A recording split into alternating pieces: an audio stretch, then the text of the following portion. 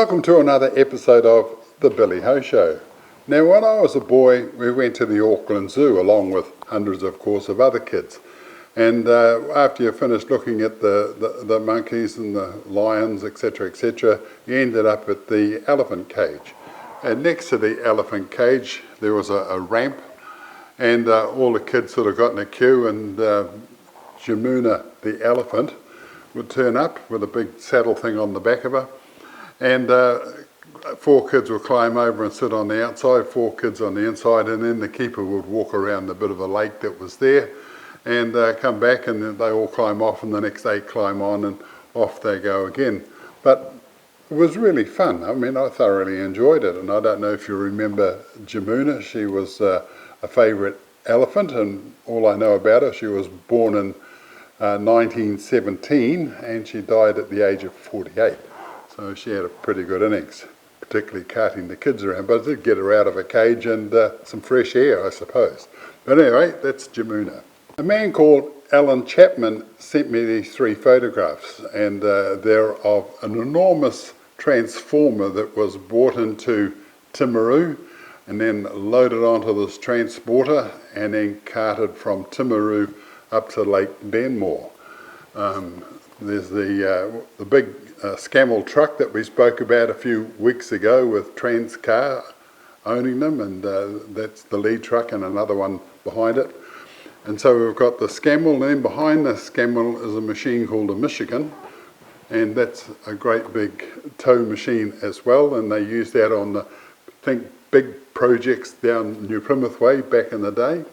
And I don't know how many wheels are on this trailer underneath this transformer, but you wouldn't want to be paying for the tyres, that's absolutely for sure. But a fantastic little slice of New Zealand history, taking a transformer from Timaru to Benmore. And I spoke to the driver of the Scammell, a man called Les Everson, and he was saying that there were corners to sort of negotiate, but the trailers were so well made and could position themselves that it wasn't all that much of a problem to sort of go around corners with this enormous load. But just look at that, it's just absolutely New Zealand history at its best. So while we're on the Waitaki River, my mate Brendan Dugan actually sang a song about it. So very interesting. Have a listen to this. Rippling waters of Waitaki, sing a song of proud of me. Sing of tall distant mountains, Ganges Lake so free. Tell of how the men have tamed you, hear the giant turbines roar. Listen to your warders laughing at the penstocks at Benmore. So flow on again, Waitaki, on your journey to the sea. Making power for all New Zealand, with a life for folks like me. When Benmore Lake you fill and the generators spin, flow on again, great river, till another works to run. I'll flow down through the valley where the cattle graze no more, where a dam is in the making in a place called Benmore. So flow on again, Waitaki, on your journey to the sea. Making power for all New Zealand, with a life for folks like me.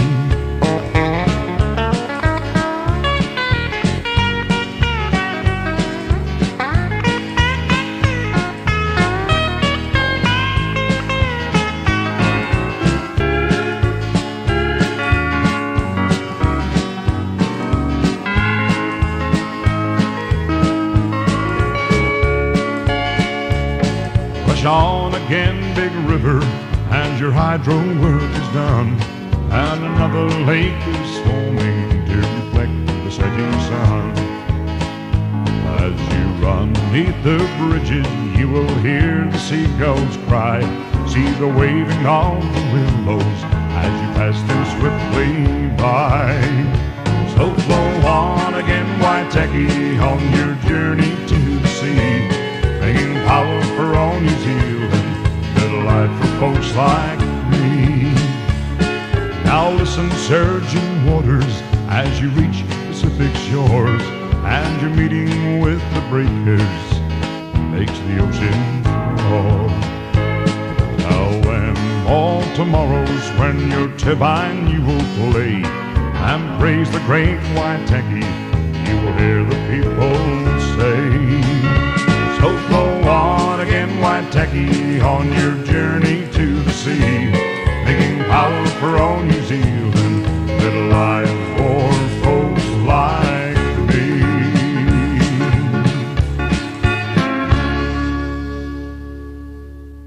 Now we're going back to Doug Callahan's place to take a look at some more of the amazing machines and vehicles that he has in his collection. Doug, the shovel, I mean they had steam shovels I think to start off with, Yeah. and then they've progressed to the diesel engines or petrol engines. Mm-hmm. And this basic design, they've got the the arm, the dipper, Mm-hmm. and this big ugly thing on the front that Yeah. picks the material up and Yeah, the swings bucket. it about, and the Yeah. bottom falls out of it and Yeah. onto the truck it When goes. it dumps, yeah. But when I was a kid, it terrified me. Really? I just thought that was that's just the most intimidating piece of machinery around. But in Dunedin, they've got one of these that was a steam. There were two guys to operate it, one Right. shoveling the coal and keeping the fire going, Yeah. and the guy sort of sitting in the front, which is open, Mm-hmm. just levers and. Lever man, yeah. But it's a monster. Well, it seems to be narrow, but it's very, very high. Yeah, it is, yeah. Yeah. So these have been around. This is 1930s, you were saying? Yeah, 32. But the system's been around forever. Oh, yeah, for years, yeah. Maybe you could just tell me about this particular one. Well, this one, Bucyrus Erie, which big manufacturer in their day, this was a transition machine between steam and petrol or diesel. So they were steam builders, and they still had that idea in their head. So they used, you'll see the crowd engine up there to Yep. run your stick in and out, is basically a steam engine, but it runs on air. And the swing engine was the same way. So that they run their main hoist on a friction, which all the later ones did. So there's a huge air compressor at the back underneath the engine, and it was they only built them for a couple years, and then same thing, they figured, oh, this is too complicated, we'll go to straight frictions and brakes and clutches. So there's only a couple of these left in the world that we know of. Wow. And it runs good, but it's just, you know, it's Complicated. complicated. There's just more stuff than you need, really. Sure. When they're, at the time when they built the cab for these things, there was no imagination at all. It's just an absolute square box, and Yeah, maybe if you're real Window. lucky, you had a bit of a glass Glass. in there for keep a bit of the cold and the rain out, I guess. Yeah. But that's all they were for at that day. They weren't thinking style, it was just function in them days. Sure. So, and then in Stockton they had a Marion and they had an Aries, just Aries, yeah. without the Bucyrus. But that was a monster of a thing. Oh, yeah. Sort of like 4 loads to Yeah. a dump truck. Oh, okay. Yeah. It was Oh, just yeah. a- They built big, huge ones Yeah. in their day. Yeah. This was contractor size. That's only 1.25 yard bucket. This Yeah, one. yeah. But oh, they had 5, 8 yard ones. You name it. And we've also seen in our, well, not in our travels, it's on my bucket list to go and see one. It is the drag line, which is sort of, they've got this, like the controls, about as big as this machine, but the rest of it's like a, like a 5-story building all the way yeah. around it, and a bucket the size of, Yeah, the big 80 Massive. yard. Yeah. yeah, Yeah. massive. Have you seen one of those? I've seen them, but not really up close. You just from outside the road. Yeah, they're huge. Yeah. Yeah. But and it might even been the same company that built those. Well, Marion and Bucyrus and T&H were the 3 big builders, really. They did most of them. So. Wow, yeah. So, this has got 3 engines in it. It's, well, it's got your one main engine, the diesel. This was originally a gas engine or petrol, and then it was switched out at some point in its previous life to a Cat D8 engine. And then it runs the air compressor, and the air compressor runs the little motor crowd up the top motor there. up in the top, and it runs the swing motor. So, like I say, fairly complicated. Wow. I need to climb up into that cab if I can. Sure. I was just thinking, when you're on a modern machine, a guy probably wouldn't operate it unless it had a sort of sprung seat, air conditioning. Oh, yeah. And then you sort of get back to this where you got a steel seat. Yeah, that's right. Well, maybe a bit of spring in it, but Yeah, not much. Spend your day pulling those levers. But an It was a interesting. long day. Oh, Let's see yeah. if I can get up here Sure. without breaking something. Here, I'll see.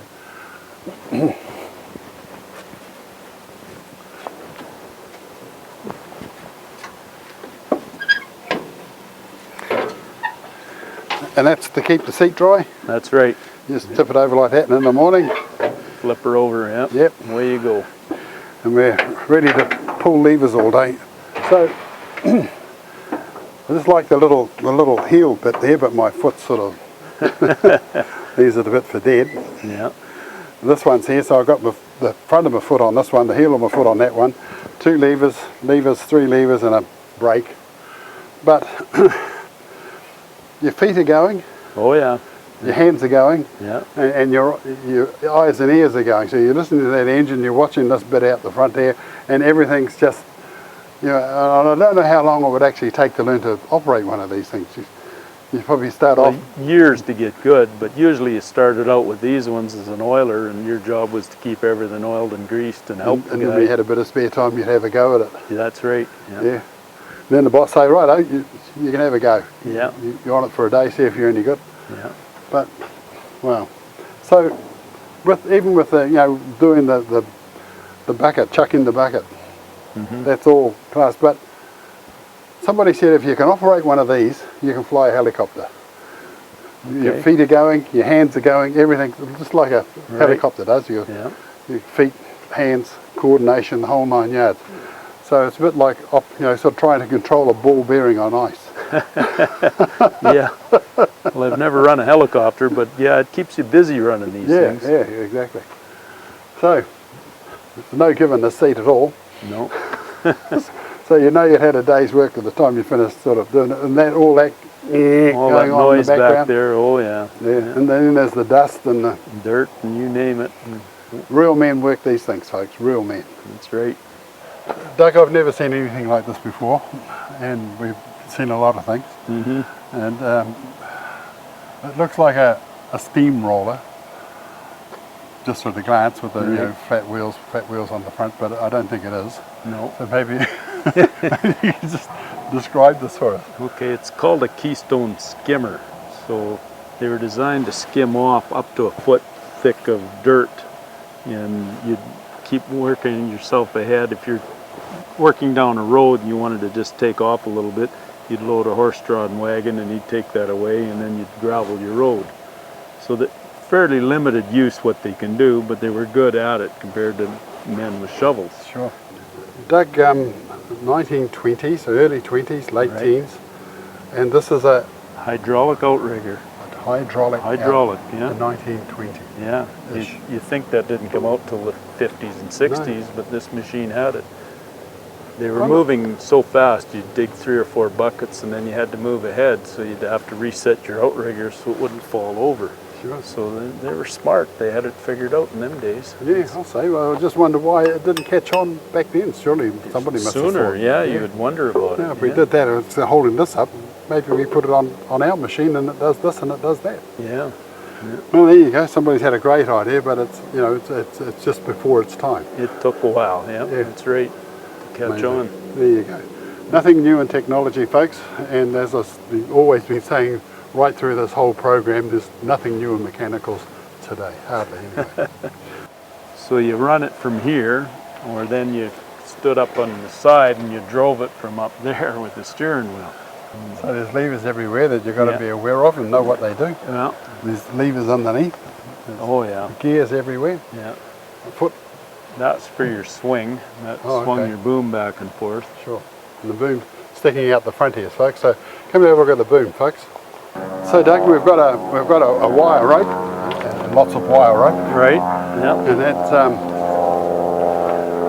goes around the pulley at the end to this thing. So this, when it begins its job, is back there. And so he pulls one of those levers and it starts winding this rope back that way, which drags this along the front, and it's filling this up with dirt. That's right. Looks very much like a dragline bucket, but Yeah. maybe it's an early idea from that. Yeah. And you pull the string And that trips operates the bucket. That trips the bucket. Down it Down she goes goes. onto the wagon with the horse. Yeah. So this must have been, you know, when this comes to town to do the roadworks, this must have been a hell of a, wow, what the hell is that? You know? Oh yeah, would have been. Taking people by surprise. Oh yeah, yeah. It was there again. It was a state-of-the-art machine in its day. Like you look at it now, you think that's pretty crude, but in its day, that was quite a rig. Yeah, amazing. Well, there you go, folks. More history of the human race, I suppose. Get things done, beat the hell out of it, doing it with a shovel and a bucket. Amazing. Doug, this is a steam car, and in New Zealand we have a couple of Stanley steamers that came, but I think that's all. Right. And steam cars, you know, in the 1900s, they were popular. Probably easy to build for whatever reason, because that technology is available. Steam rated, yeah. Yep. And there was a point where was it going to be steam or was it going to be petrol? Right. And I guess when the starter started, you just go crank and away it goes. The petrol won. Yeah, that's right. And it'll probably take about half an hour to get this all ready to go and At least. Yeah. up going and what have you. Yeah. So the Stanley steamers had a boiler in the front, and around it was a million miles of piano wire to sort of hold the whole thing together. Yeah. And then you come back to the dashboard, which wasn't, it was just gauges and pressure valves and all the rest of it. And looking at that dashboard, that just leaves all the dashboards I've ever seen for dead for this time. Yeah. So what year is this? This is 1925. It was a Brooks, which was a Canadian-built car, but a lot of it's, I don't know if you'd say copy, but very similar to a Stanley. So by 25, it was too late. They were trying it. They didn't last long. They went broke. It was the Model T had, Left them for dead. Yeah, they were done. So this is one of 5 Brooks complete cars left in existence. This is the only totally original one that hasn't been gone through. So outside of painting the fenders, the body work, it's all original. Wow. Even the seats. Yeah. Wow. Yeah. Are they leather? No, they're fabric. Oh, okay. Yeah. Wow. Suicide doors. Can I Right. open this? Yeah, go Just ahead. Turn? Yeah. Oh, look at that. These are all wood frame doors. Yeah. That's original upholstery on them. And it has the smell. If you can smell this, folks, it just smells like Old. 1925. Yeah. Can we take a look at the engine and maybe just see the similarities between Whoops. that and a Stanley? Okay, so here is the boiler. Wow. So Car. so you've got valves and little There's valves and doodads all over it. when Pipes you've got a and steam car. Go everywhere, and you Yeah. wonder what the hell. But the piano wire, is that on the inside of this frame? Yeah, this is just your insulation cover Yeah. Oh, okay. Right. for your boiler. Yep. And does it heat with petrol or gas or kerosene or? Kerosene. Yep. Yeah. So there's a heater under the bottom of this. Yeah. Right. That's right. Wow. They even managed to get the horn in there, I see. Yeah. Can we have a look at the other side? Sure. Yeah. Not so many gizmos on this side, but you've got a fire extinguisher there. I guess that's important.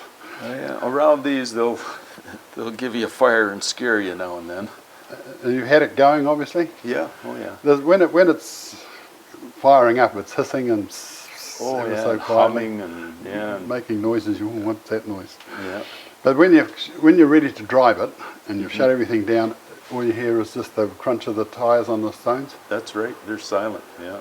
Beautiful. Yeah. A friend just bought a Tesla electric car, and it's exactly the same. It just goes, just moves away, no noise at all. Yeah. Amazing. Now, thanks for that. So was it that Brooks was the man's name who started the company? Right. Yeah. And he's got an interesting little logo there. She's sobbing into, oh, Yeah. it only lasted 5 years. That's about the little wings arrangements. I guess that's so you can undo the. Yeah. And they look like they actually sort of pop up. Yeah, Anyway, that's where you fill your water. This is a condenser. It's not a radiator, so you reuse your water. yeah, the same as the Stanley. It just goes round and around and around some more. Yeah, yeah. Yeah. But the Stanley was using something like a gallon for about 10 miles. a gallon of petrol to sort of keep that burner going. So Right. it wasn't exactly compared to a petrol-driven engine. This was probably more expensive than petrol. Yeah, they weren't really efficient. No. But I like the idea of the water just going around and round and recirculating. That was so if they could do that without another more productive way of heating it, or economic way of heating it, it would be a great car to have. Yeah. Can we have a look at the dashboard? You've got to see this dashboard, folks. Sure. Well, there's a valve gauge down here. There's something on the floor, and there's 1, 2, 3, 4, 5, 6, 7, 8, 9, 10, 11 gauges on the dashboard, all of which have to be taken notice of, I'm sure. That's right. Oh yeah. Different pressures for this, that and the other. And there was something about on the floor that you had to do to make it go on the Stanley. You'd hand pump up your that's what it pilot was. pressure tanks. Yes. So, yeah, they're not a relaxing drive because you're watching everything. Never mind traffic. You don't want to take these out if there's traffic everywhere. They're fun on a back road and no traffic and play around. But yeah, there's lots to pay attention with them. And this on this This is your throttle. Oh, okay. And it's got the lock on it. So if you're steamed up and parked somewhere like at a show and somebody was to reach in and say, "What's that?" and hit it, away the car would go. So you make sure you lock your throttle off if you get out of the car.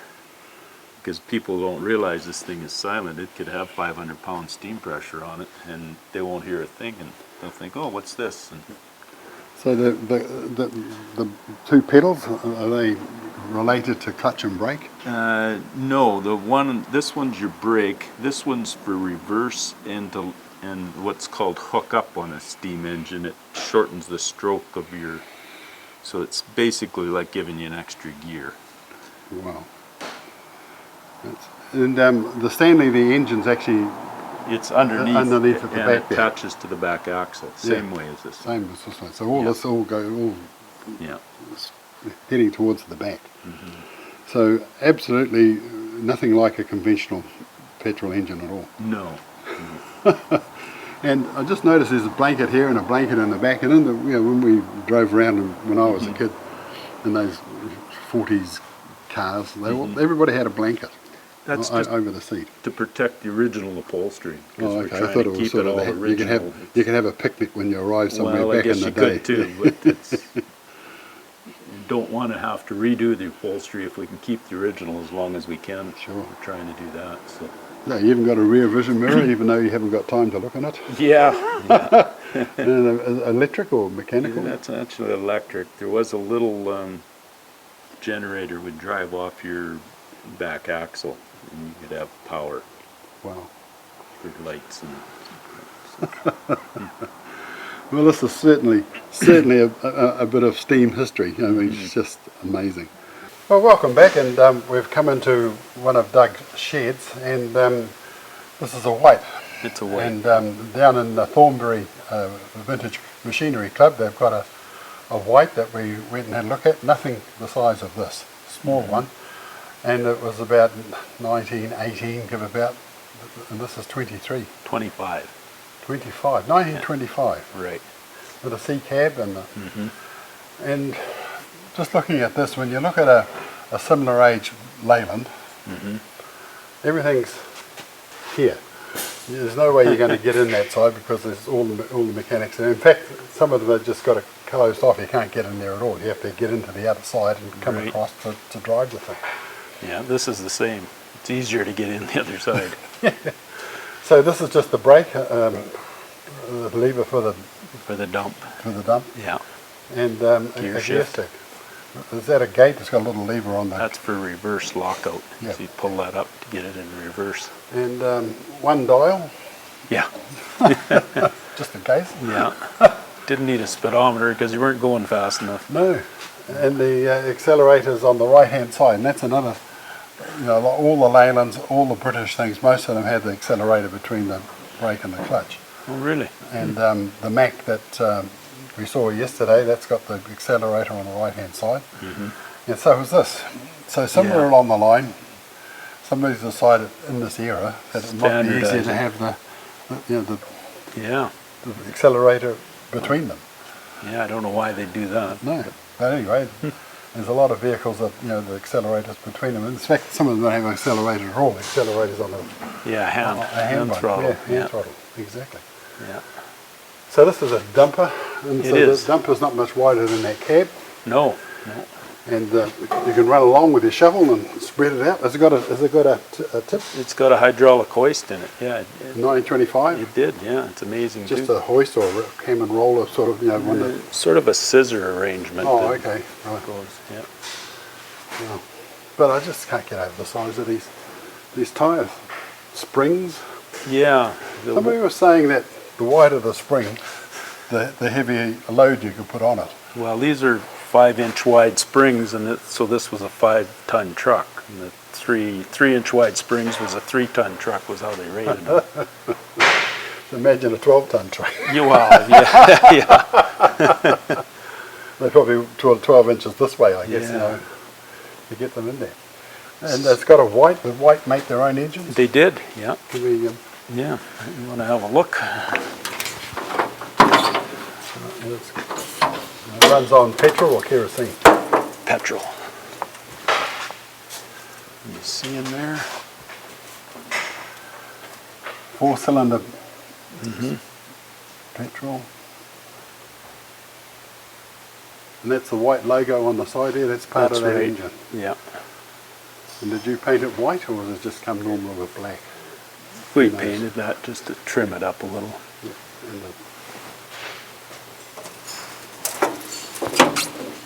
And what I also note, Doug, is that the trucks we've seen here with the accelerator, most of them have got a little boot rest. Oh, okay. Yeah. We're in New Zealand. You don't have a boot We rest. didn't That's- have that. No.